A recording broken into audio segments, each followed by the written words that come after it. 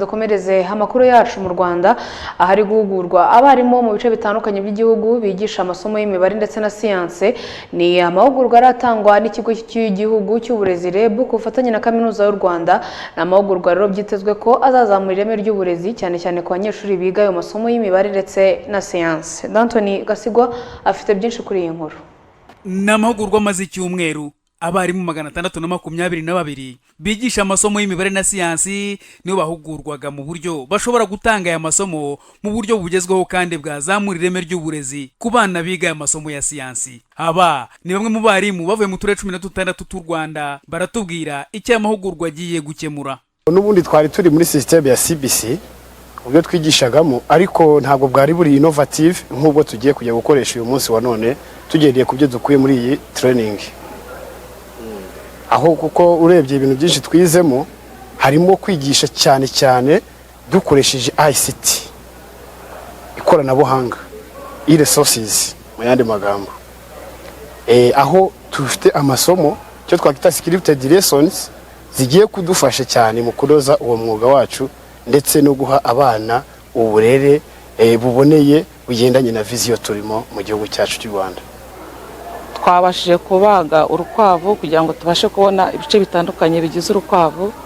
Impamvu twakoresheje urukwavu nuko rufite ibice bisa n'iby'umuntu, kandi ntabwo dushobora kubona umuntu ngo tumubage, ntabwo byashoboka.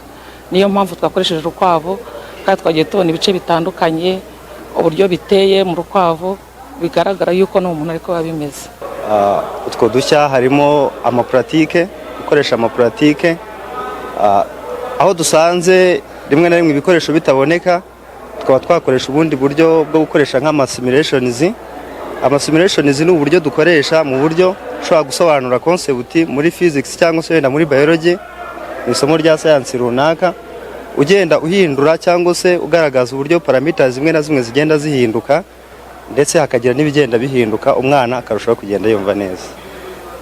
Ni isomo dihuye n'ubuzima busanzwe, ariko akenshi naryigishaga theoretically cyangwa se mu magambo bisanzwe. Ariko muri aya mahugurwa ikintu ngukiyemo cy'ingenzi nuko ngomba kwigisha ibintu nanabishyira mu buzima busanzwe cyangwa se mbihuza n'ubuzima busanzwe biciye mu byo twita ama practice, kwifashishije ibikoresho bisanzwe cyangwa se sometimes twabona n'amalaboratory tukayajyamo. Ariko akenshi twabonye batwigishijwe yuko tugomba gukoresha ibikoresho byoroheje cyangwa se bifatika ku buryo umwana ashobora gufungura ubwonko agahuza physics with the real life. Ni amahugurwa yatanzwe na Leta y'u Rwanda binyuze mu mushinga iterwamo inkunga na Banki y'Isi, nayo ibinyuza muri Minisiteri y'Uburezi ndetse n'ikigo gishinzwe uburezi REB.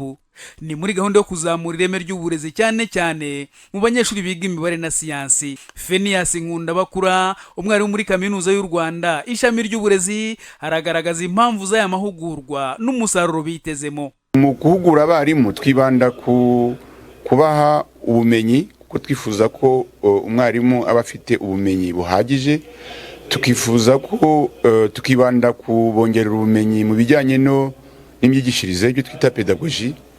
Tukongera no tukabongerera ubundi bumenyi mu gutegura za laboratoire, kuvuga gukoresha ibikoresho bisanzwe bihari muri za laboratoire kugira ngo babone uko bigisha siyanse neza.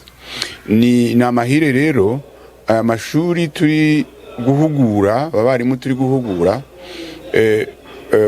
REB cyangwa se urwego rushinzwe uburezi hano mu Rwanda rumaze gutanga ibikoresho kuri ayo mashuri.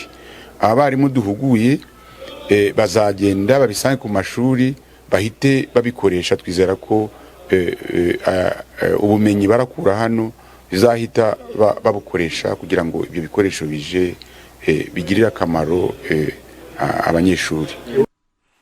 ni umushinga uri gukorera mu turere 16 tw'u Rwanda. Icyiciro cya mbere kikaba cyarahuguwemo abarimu 2268, naho icyiciro cya kabiri kikaba kigizwe n'abarimu 622, aho byitezwe ko guhugurwa kwabo byazashyira itafari ku ireme ry'uburezi ryakunze kunengwa n'abatari bake. D'Anthony Gasigwa.